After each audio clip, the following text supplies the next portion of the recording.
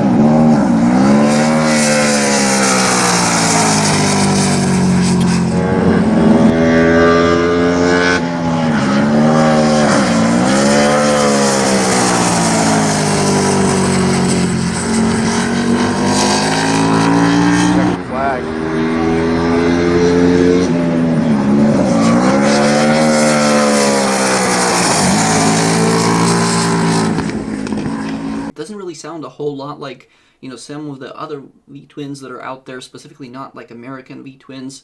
Again, this is a much revier motorcycle, revving all the way up to 11,800 RPM, making a grand total of 166 horsepower and weighing in at 138 kilos, which is pretty dang light considering how much of a machine it is. Wheelbase of 1420 millimeters. Again, very close to what we've been seeing from the Dresden bike that we talked about earlier. Very, very neat design. Now, the craziest part about this whole design was that the engine would be the centerpiece and everything would connect to it. And I know you might think to yourself that, well, Formula One has been doing this kind of stuff for a long time, and there have been bikes from the likes of Ducati who've been doing the engine as a stress member design basically since their MotoGP days, early days with, for example, the Dismo Sedici bikes that have come out in the past where they've had carbon fiber. But this is something that was built in the 90s by one guy and his relatively small team. So to have a carbon fiber custom bodywork motorcycle with a bespoke engine, using the engine as a stressed member, is something that really was unheard of in that space. And there really hasn't been a manufacturer that's taken things this far in terms of doing it, in this kind of bike design. Again, Ducati, you can kind of, talk about a lot of their bikes that have done something similar, but those came much later as compared to this particular motorcycle, and it is something that took Ducati quite a while to really look at and learn from, whereas this bike was already relatively successful in its own type of design. But really what sets this thing apart completely from anything else is the suspension design. It is a double wishbone Hosek suspension, which again, very reminiscent of the sort of telelever design by BMW, but with a good number of improvements done to it in terms of reducing unsprung weight, again, due to the fact that it's got a good number of carbon fiber throughout, in terms of all of the moving pieces. And when you just look at the design, I'm going to pull up a couple of screenshots here of what the bike actually looks like with some of the fairings sort of removed. You will see that it's a really complex linkage that you really just don't see on any other bikes aside from some of the customs that have come out over the years. But again, unless you're looking at the bikes such as like a Virus, which I'll talk about in the next video, it's not something that's been done by anybody who's just an individual. You know, certain big manufacturers have looked at these designs, specifically Yamaha, when they've looked at, you know, their designs by James. Now, James has done a number of really cool designs, and again, we'll talk about them in a later portion of this video, but this is something that was created by one guy. Now, the rear suspension is a pretty neat design in its own right with an adjustable linkage. Again, something that's really seen more in cars. It is less seen in motorcycles themselves, which for its time it was a first. It was a first of everything in terms of the way that it was done. You know, in terms of the construction of the bike, it looks absolutely gorgeous, and a lot of people have said that it is an easy bike to ride. Now, this is something that I really want to stress, that this whole thing is just a piece of art. When you look at the pipes, the way that they're designed, the way that everything is routed, it really looks like a professional job, not just something that somebody dreamed up in their garage to make. The suspension layout itself is incredible, and it's really frustrating because, you know, to me, we've been seeing forks in motorcycles evolve over the years, of course. You know, we've got different big piston forks, separate function forks. You know, we've got different types of oil passageway designs that allow for less cavitation within the forks, which means they're going to be less likely to dive under pressure. You're going to see a lot of more damping for various vibrations as you're going over bumps to not allow the suspension to basically bob up and down, so it'll help absorb a lot of those impacts to make it easier to ride the bike over a bumpy surface, make it a lot more predictable.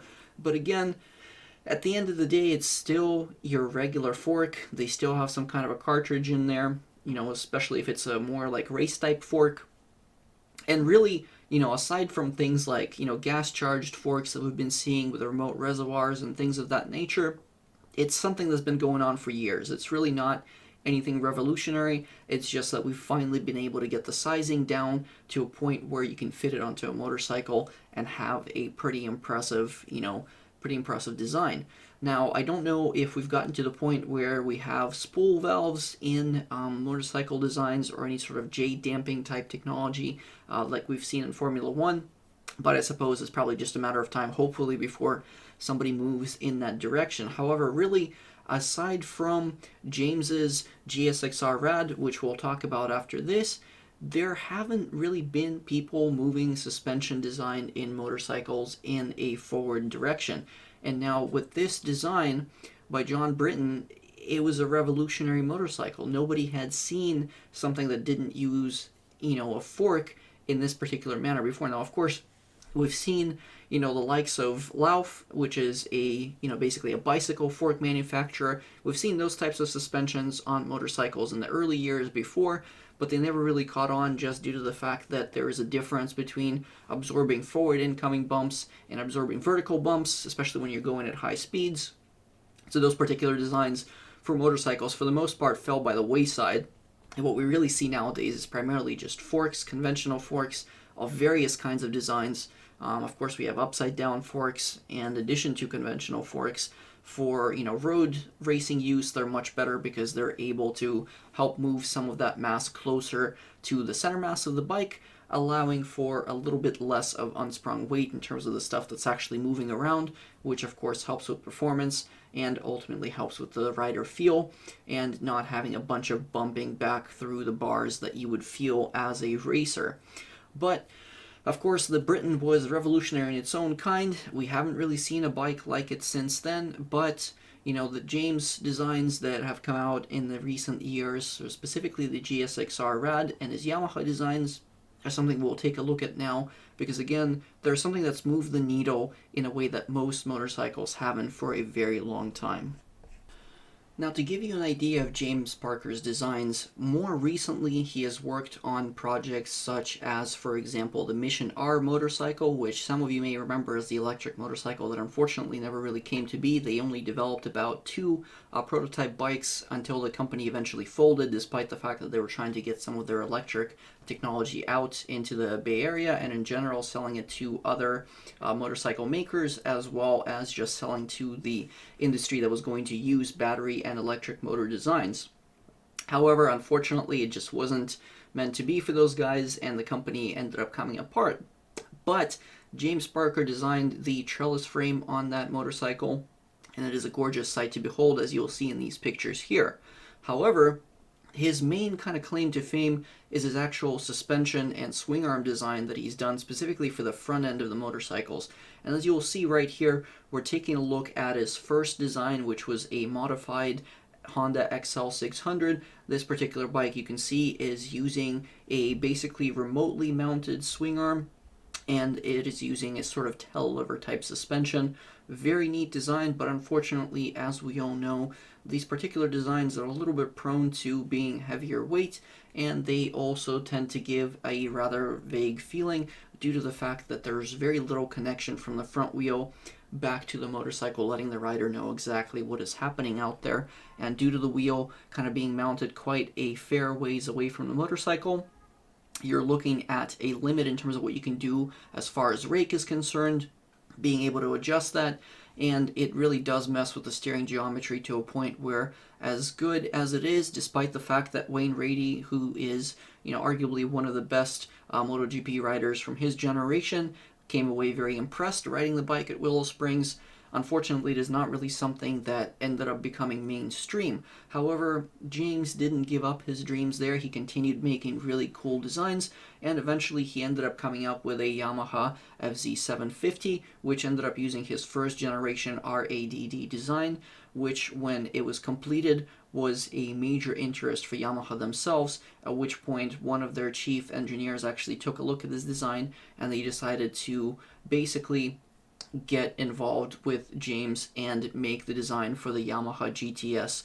1000, which of course became a cult classic. These bikes are highly sought after nowadays, but the really neat thing again about this particular design is that remote kind of front hub steering type design with a sort of telelever suspension.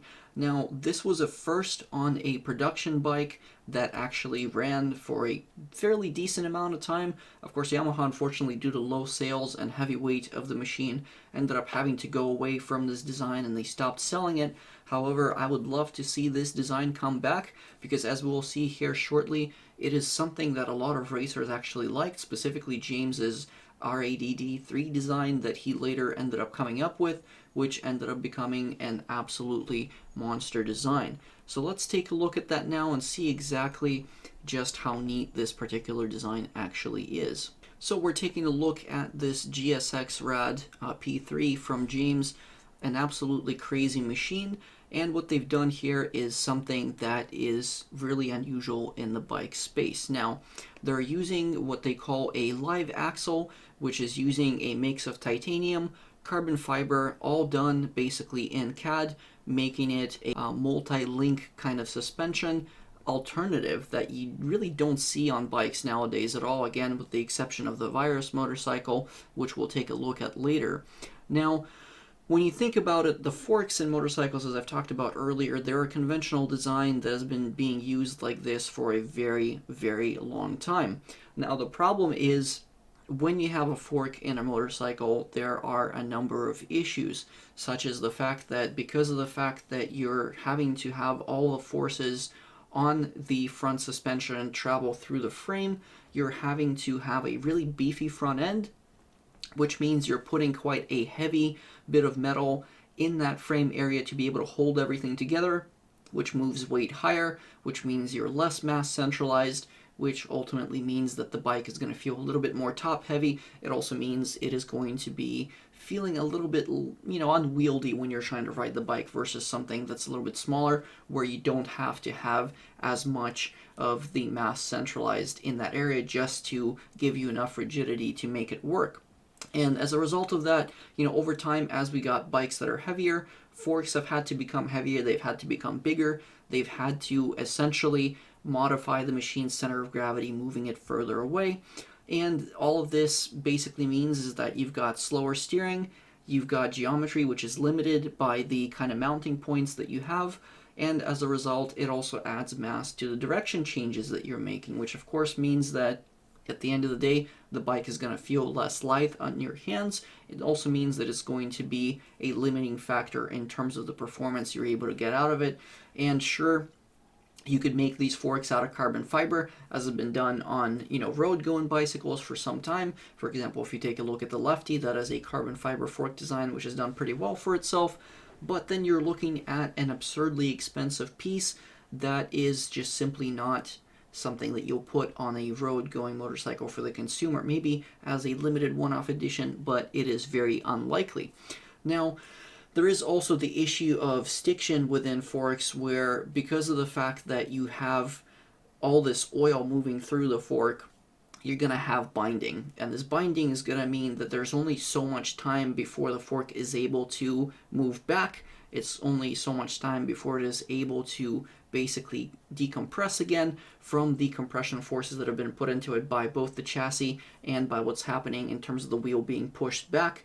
So a lot of this stuff is going to add into what I would say is a less than ideal experience.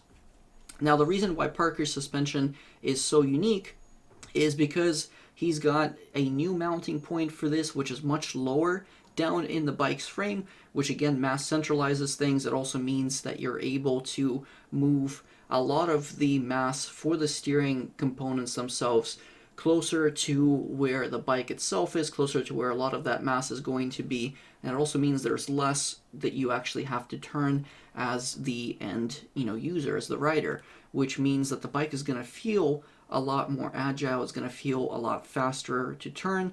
It's going to do a lot better for you in that regard. It also means that you have a lot less weight to contend with in this design. Now, you'll see that his particular fork is something that's been going on for quite a while. He's been doing this at least since the 80s, and actually technically since the 70s that he's been refining this mechanism. Now, what's really cool here, and you can just read basically off of the page, is that there's a steering shaft that transmits the rider's inputs from the handlebar directly to the uprights that carry the front wheels, and then you've got bearings in the steering shaft that allow this assembly to telescope freely to accommodate the suspension motion. Now, typically what happens with these sort of remotely mounted kind of hub wheel designs is that they can only do so much in terms of the bearings. So the bearings are going to be the limit in terms of what you're able to put on, in terms of the wheel, in terms of the weight, and a lot of that will contribute to various downsides, such as the case of the Virus motorcycle, again, which we'll talk about in a later video. But in this particular version, there's no limits like that because the design is better. It is a good evolution of all the designs that James has done for quite some time. And quite simply, when you look at what's been done here, it is basically a stock motorcycle with just a few modifications done on the frame side to allow this suspension to mount. So potentially it is something that a manufacturer can take and they can just run with it and make an amazing motorcycle that handles really, really well. Now, of course, when you look at something like this, it does, as they say, look incredibly complex. But when you take a look at the load path from the wheel, it is very simple and it is quite direct. Now, also, you can take a look at this thing that is 22 pounds lighter than an identical GSX-1000. So you're losing 9 pounds of the weight that is coming from the carbon fiber fuel tank that they're using here, and the 13 pounds lighter on just the related suspension components alone, which is a massive savings. Now, 13 pounds may not seem like much, but you got to remember that this is unsprung mass, which means that any improvement you can make here is directly translated to a massive improvement in the bike's performance. There's a reason why people say one of the first mods that you should do to any motorcycle if you're considering serious racing is to get lighter wheels, because that effectively reduces the unsprung mass, makes the bike flick into all the turns, and it makes it that much easier for you to ride it a long time without getting tired by having to wrestle it into a corner and holding it there. The bike is going to do a lot more of that essentially on its own.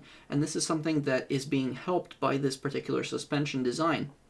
And again, as I talked about earlier, anytime that you can have a loss of mass such as this in the motorcycle, you're able to get better feedback to you as the rider, and you're also getting much faster, more agile steering, which again just makes it that much easier for you to competently ride lap after lap without getting fatigued from riding.